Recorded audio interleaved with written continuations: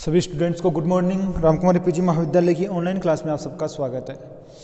अपन BA part first का topic पढ़ रहे थे पृथ्वी की आंतरिक संरचना, और उसमें प्राकृतिक साधनों में या प्रत्यक्ष साधनों में प्राकृतिक साधन जो अपने भूगर्भ की जानकारी प्राप्त होती है प्राकृतिक साधनों में, उसमें प्रथम अपन ने पढ़ा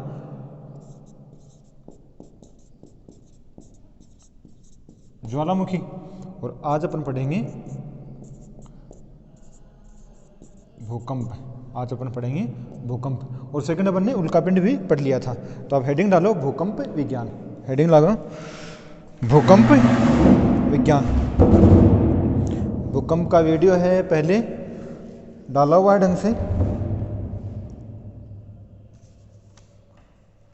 लिखो भूकंप विज्ञान। भूकंप विज्ञान वह विज्ञान है तो पृथ्वी के बाह्य व आंतरिक शक्तियों द्वारा भूपटल पर जो कंपन होता है उसे अपन क्या कहते हैं, भूकंप। और भूकंप ये तीन तरंगे हैं, पी, एस और एल, उन्हीं के बारे में अपन देखेंगे। भूकंप वह विज्ञान है जिसमें भूकंपीय लहरों का सिस्मोग्राफ यंत्र द्वारा सिस्मोग्राफ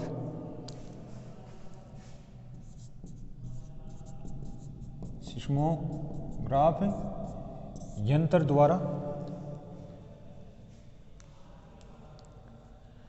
इससे सिस्मोग्राफ यंत्र है, उसमें एक रेचर स्केल लगी हुई होती है जिससे भूकंप का अंकन किया जाता है, उसकी तीव्रता का।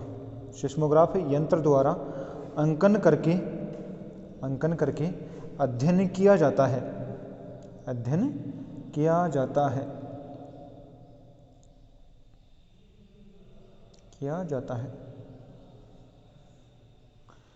भूकंप विज्ञान ही एक ऐसा प्रत्यक्ष साधन है।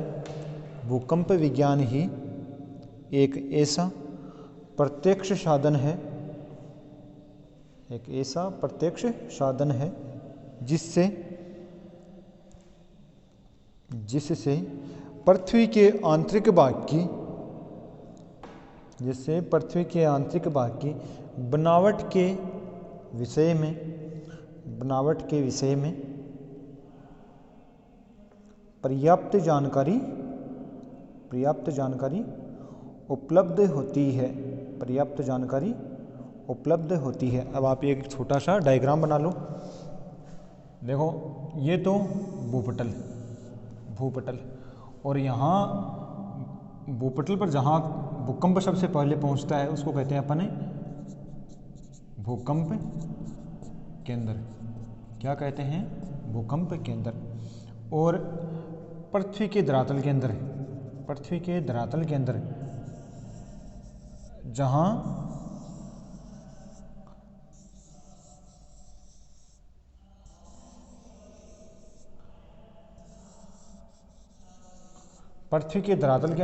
भूकंप पैदा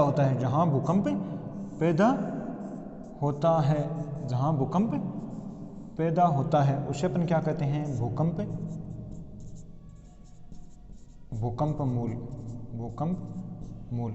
इनके अनेकों नाम हैं, आपको निश्चित एक एक नाम बताऊं वो आप याद कर लेना। इसको देखो भूकंप मूल, इसको अभिकेंद्र, इसको अधिकेंद्र।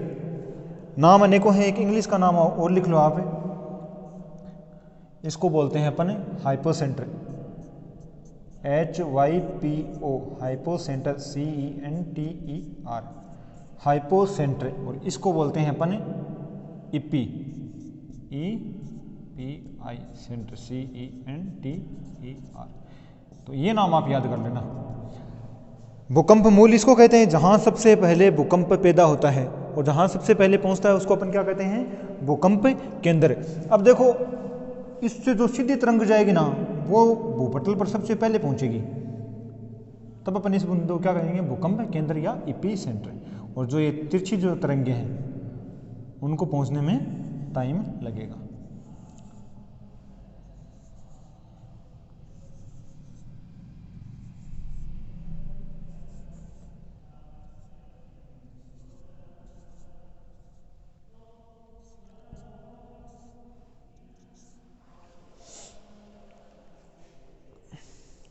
भूकंप मूल और भूकंप केंद्र। आगे लिखो आप, भूकंप के आने से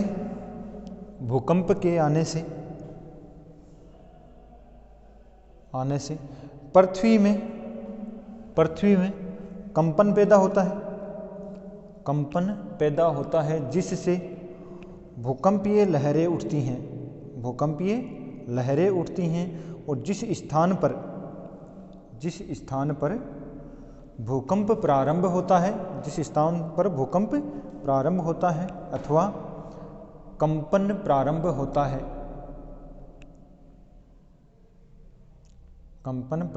होता है उसे भूकंप मूल कहते हैं। उसे क्या कहते हैं? भूकंप मूल। कोष्टक में लिख लेना हाइपोसेंटर।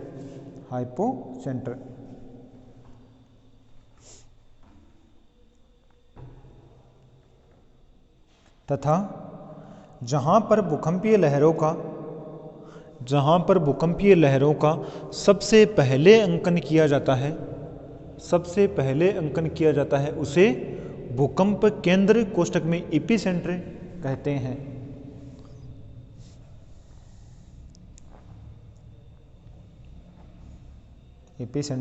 हैं। भूकंप के दौरान पृथ्वी में कई प्रकार की लहरें उत्पन्न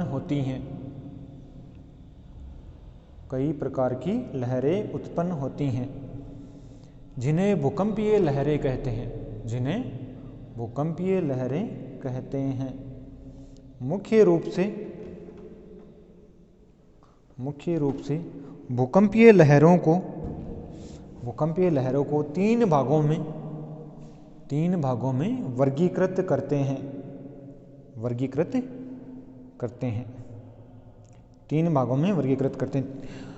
ये तीन कौन कौन सी हैं? पहली पी तरंग, सेकंड एस तरंग और थर्ड एल तरंग। ये दोनों तरंगे हैं वो क्या हैं? भूगर्भिक तरंग।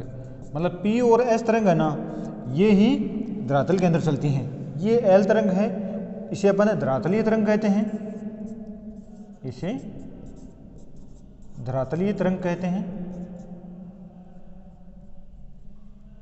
और ये सिर्फ और सिर्फ पृथ्वी के धरातल के ऊपर चलती है।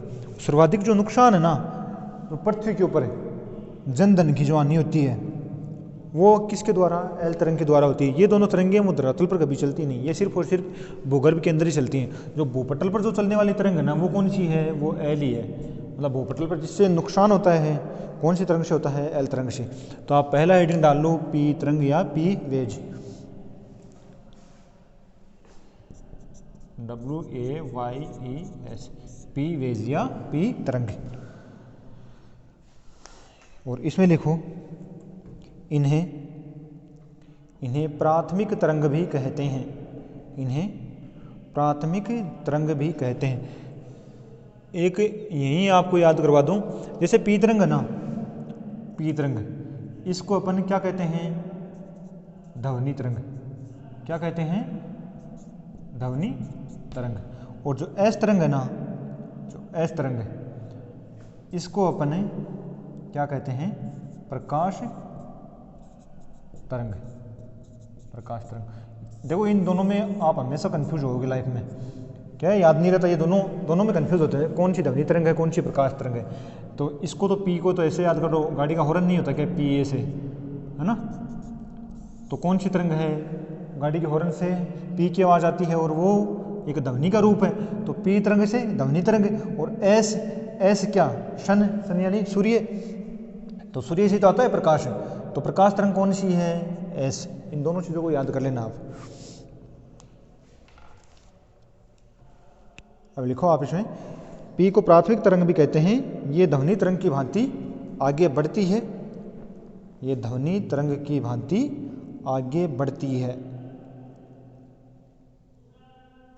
इन्हें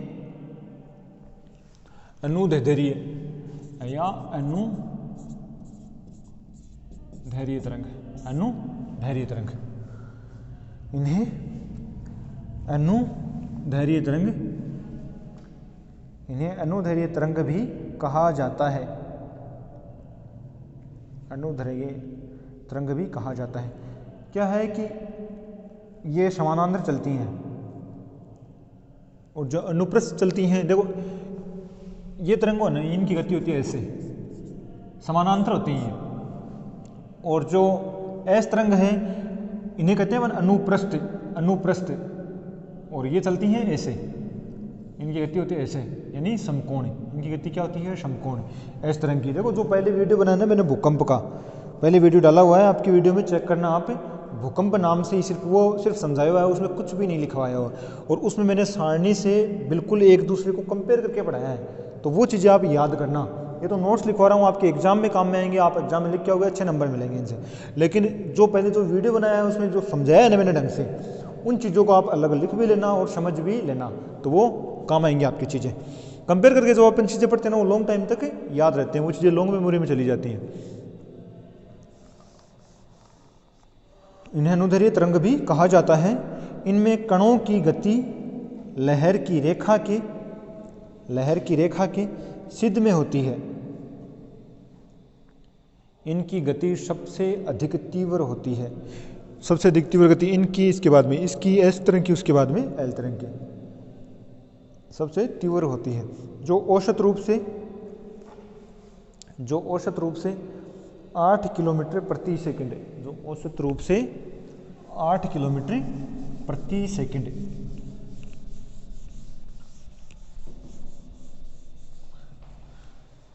पी तरंग है, इसकी गति 8 किलोमीटर प्रति सेकंड,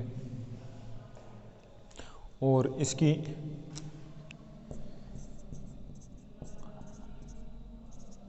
अनुदैर्घ्य, और इसकी क्या विशेषता है, ये अनुदैर्घ्य का मतलब समानांतर चलती हैं, सेकंड ध्वनि तरंग की भांति चलती है, ध्वनि तरंग की भांति चलती है। आगे लिखो, अनुदैर्घ्य तरंग भी कहा जाता है। इसमें कणों की गति लहर की रेखा के सिद्ध में होती है। यहाँ 8 किलोमीटर, परंतु आगे लिखो 8 किलोमीटर प्रति सेकंड होती है, परंतु विभिन्न प्रकार के घनत्व वाली चट्टानों में, विभिन्न प्रकार की घनत्व वाली चट्टानों में इनकी गति भिन्न भिन्न होती है।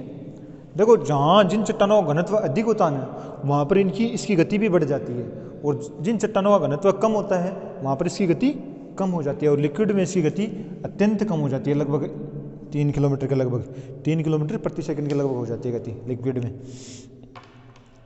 परंतु विभिन्न प्रकार के घनत्व वाली चट्टानों में इनकी गति भिन्न भिन्न होती है। अधिक घनत्व वाली अर्थात ठोस चट्टानों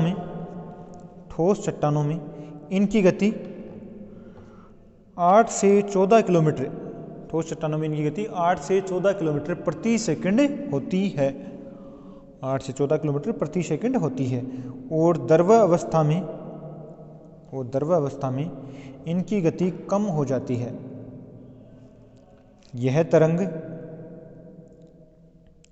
यह तरंगें ठोस, तरल तथा गैसीय तीनों माध्यम से गुजर सकती है। ठोस, तरल अथवा गैसीय तीनों माध्यम में गुजर सकती है, और जो एस तरंग है वो तरल में नहीं गुजरती है। अब आप इसका एक छोटा सा डायग्राम बना लो इसके नीचे।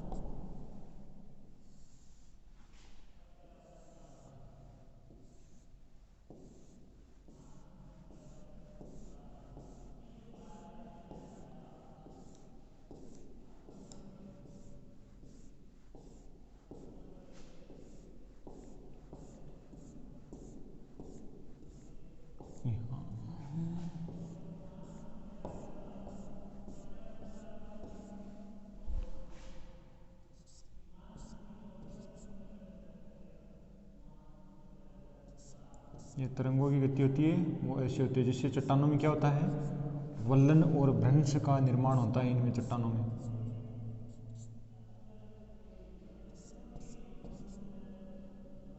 इन तरंगों की गति ऐसे होती है।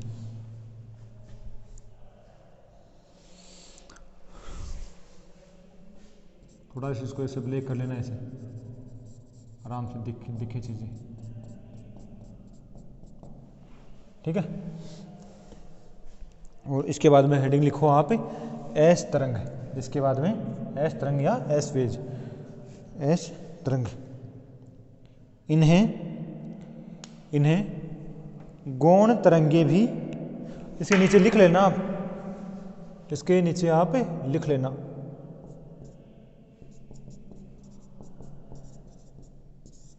कौन सी, पी तरंग, कौन सी तरंग, पी तरंग। अब एस तरंग में लिखो, इन्हें ठोस तरंगे या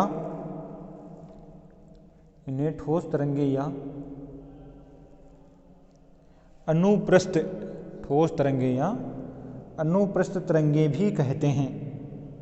इन्हें ठोस तरंगे या अनुप्रस्थ तरंगे भी कहते हैं। ये तरंगे जल तरंगों या प्रकाश तरंग की भांति आगे बढ़ती है, प्रकाश तरंग की भांति आगे बढ़ती है। इनमें कणों की गति लहर की दिशा के समकोण पर होती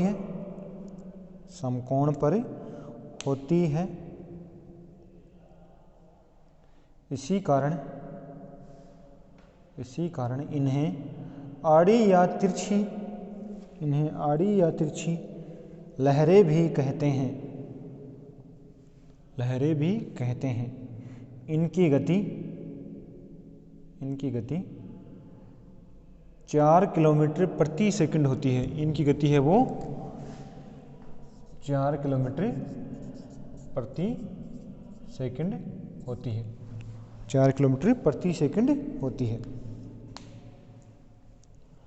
ये तरंगे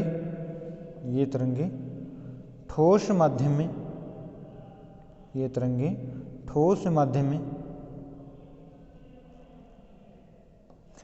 माध्यम से गुजर सकती हैं और तरल माध्यम में लुप्त हो जाती हैं। पृथ्वी के आंतरिक भाग में लगभग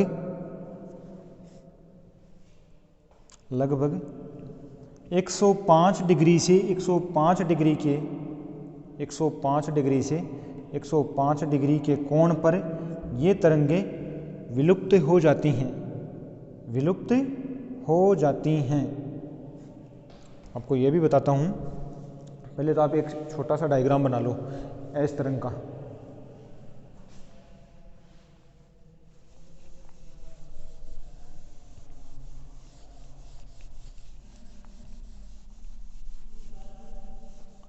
एस तरंग का आप डायग्राम बनाओ।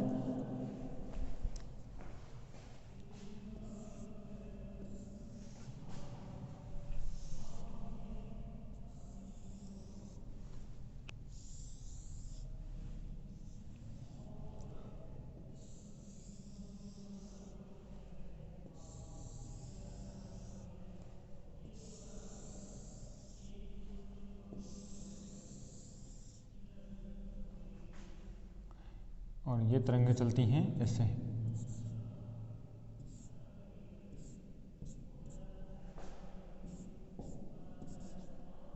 और नीचे इसके लिख लेना कौन सी तरंगे, ऐसे तरंगे, ऐसे यहाँ लिख लो पी वेज, एस वेज या ऐसे तरंग।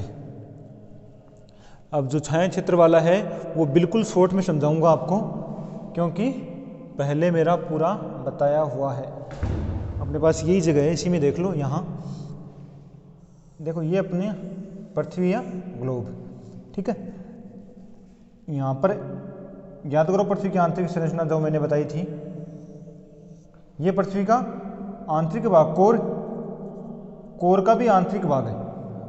और ये कोर, ये कौन सा, ये बाह्य कोर, बाह्य कोर। जो बाह्य कोर है वो आपको मैंने बताया पृथ्वी का है वो लिक्विड अवस्था में। अब आप समझना इस चीज को, जैसे भूकंप यहां उत्पन्न हुआ, जैसे भूकंप यहां उत्पन्न हुआ, तब जो तरंगे चल रही हैं धरातल के अंदर, पी और एस तरंगे, पी और एस तरंगे। अब एस तरंग है, एस तरंग लिक्विड में नष्ट होती है, एस तरंग लिक्विड में नष्ट होती है। यहां आपको पता ही है, डिग्री की बात करें तब अपन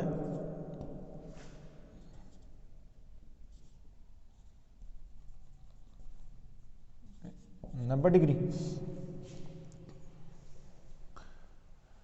अब जैसे ये तरंग यहाँ तक तो ठीक है, लेकिन जैसे ये तरंग है एस तरंग लिक्विड में प्रवेश करेगी तो यहाँ पर एस तरंग नष्ट हो जाएगी। यहाँ एस तरंग लिक्विड में नष्ट हो जाती है एस तरंग। तो मेरे कहने का मतलब ये है, जो ये क्षेत्र है ना 105 डिग्री से 105 डिग्री के मध्य, थोड़ा सा डायग्राम वो टेढ़ा बना है, तिरछा बना है, सही आपको ये बनाना भी नहीं है, सिर्फ समझो इस चीज़ को। तो ये क्षेत्र है 105 से 105 का, जो ये क्षेत्र है ना, ये एस तरंग का, ये है एस तरंग का छाया क्षेत्र। मतलब यहाँ एस तरंग कभी नहीं पहुँचती इस क्षेत्र में 105 से 105 के बीच में। अब नेक्स्ट समझो आप इस चीज़ को, पी तरंग है, पी तरंग वो भी यहाँ तो चल सकती है, वो भी पी तरंग यहाँ कोई दिक्कत नहीं है यहाँ तक। अब पी तरंग है वो लिक्विड में भी चल सकती है, लेकिन उसकी स्पीड है वो कम हो जाएगी। जैसे पी तरंग ने यहाँ प्रवेश किया, उसकी स्पीड थोड़ी स्लो हुई, अपवर्तन हुआ और फिर वापस उसको ठोस धरातल मिला और तरंग यहाँ से सीधी निकल गई। और ऐसे ही इस साइड, तो ये जो बीच का क्षेत्र है, ये जो बीच का क्षेत्र है 145 से 145, 145 से 145, जो ये क्षेत्र है वो पी तरंग का छाया क्षेत्र।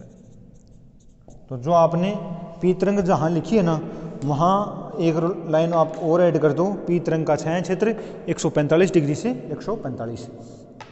अगला लिखो आप एल तरंग, एल तरंग, और इसमें लिखो एल तरंग में इन्हें धरातलीय अथवा इन्हें, वो डायग्राम बना लेना एस तरंग के नीचे, इन्हें धरातलीय तरंग अथवा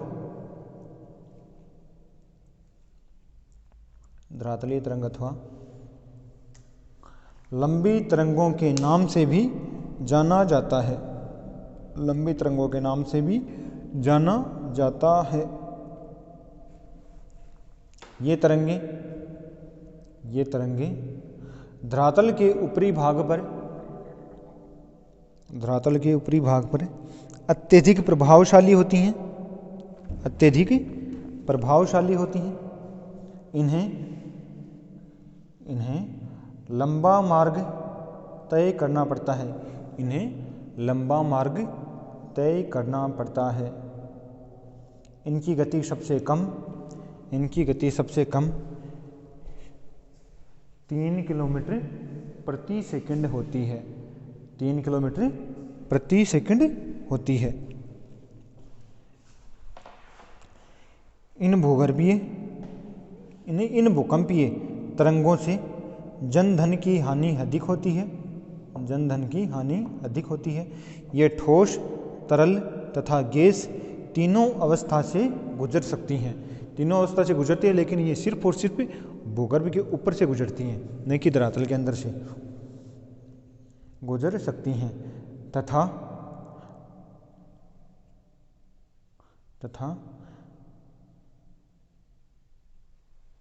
पैराग्राफ चेंज करके लिखो आप, तथा एस तरंगों को बॉडी वेव्स भी कहा जाता है। तथा ये एस तरंग नहीं, पी और एस दोनों, जो तथा पी आपने एस लिख लिया तो एस के आगे लिख लो एस और पी, या पी और एस तरंगों को बॉडी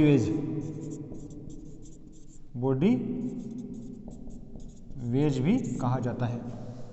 पी और एस तरंगों को बॉडी वेज भी कहा जाता है क्योंकि ये तरंगें पृथ्वी के ठोस भाग से यात्रा करती हैं। बॉडी तरंगों को पृष्ठीय तरंगों से भिन्न माना जाता है क्योंकि पृष्ठीय तरंगें भूप्रपट्टी के ऊपरी भाग से होकर गुजरती हैं। ऊपरी भाग से होकर गुजरती हैं। अब नेक्स्ट अपन कल पढ़ेंगे भूकंपीय तरंगों का अंकन। आज के लिए इतना काफ़ी, धन्यवाद। बाकी अपन बात करते हैं नेक्स्ट क्लास में।